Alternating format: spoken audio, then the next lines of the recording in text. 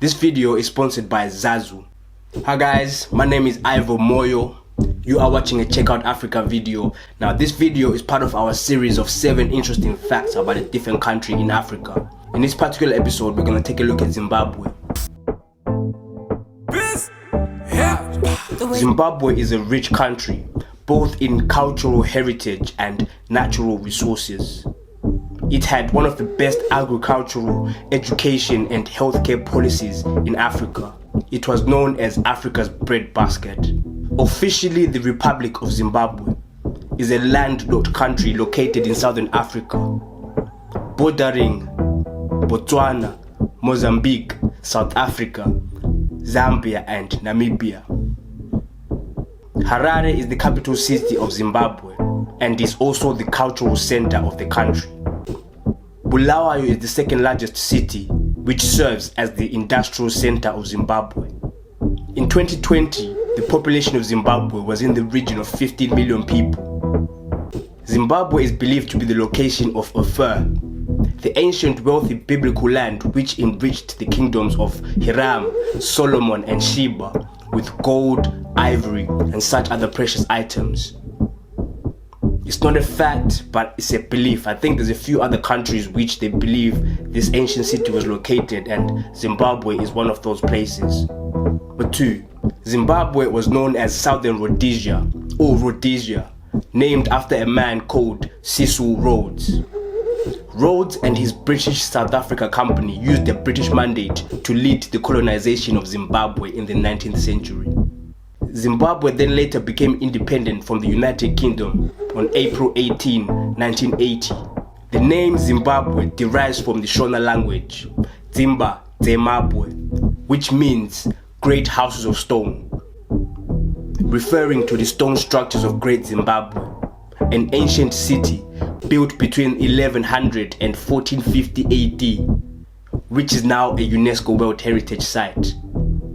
Great Zimbabwe stood at the hub of a vast trade network in southern Africa, trading in gold, iron, with Portuguese and Indian traders.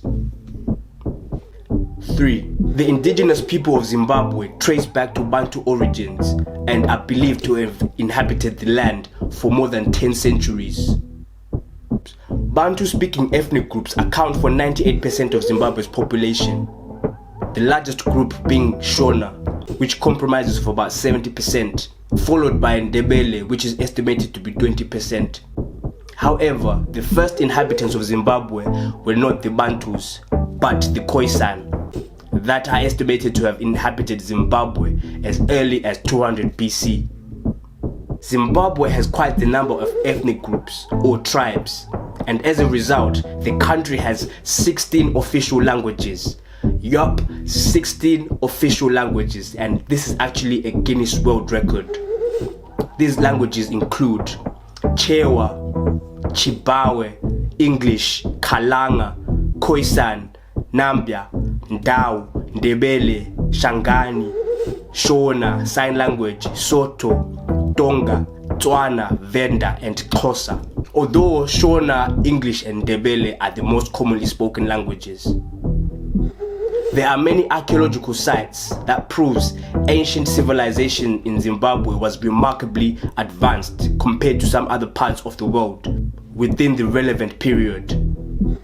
4. The main staple food in Zimbabwe is sadza, known also as isichwala, nsima, bogobe, or other names depending on the language. It is made from maize and can be eaten with a number of side dishes including red meat, white meat, okra soup, pumpkin leaves, fish, and even mopane worms and cow hoofs. Now, most people will look at this dish and make fun of it, but mopane worms are a delicacy in southern Africa. They mainly feed on leaves of the wild mopane trees. Their Shona name is Madora, and in Ndebele they are called Amacimbi. 5.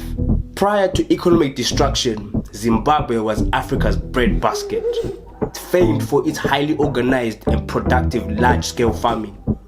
Manufacturing, mining and farming are the pillars of Zimbabwe's economy. Zimbabwe is one of the top 10 producers of tobacco in the world. and only 20% of the population consumes cigarettes. Most of the tobacco produced is sold abroad. Gold is one of the leading mineral exports in Zimbabwe. Other than gold, there are deposits of diamonds, coal, gold chromium, asbestos, nickel, copper, iron ore, vanadium, lithium, tin, and platinum groups of metals. 6. Zimbabwe enjoys a rich wildlife and natural beauty. Zimbabwe has 5 UNESCO World Heritage Sites. These are Kami Ruins, Great Zimbabwe, Victoria Falls, Mana Pools, and Matopo Hills. Kami Ruins, Great Zimbabwe, and Matopo Hills are cultural sites. Victoria Falls and Mana Pools are natural sites.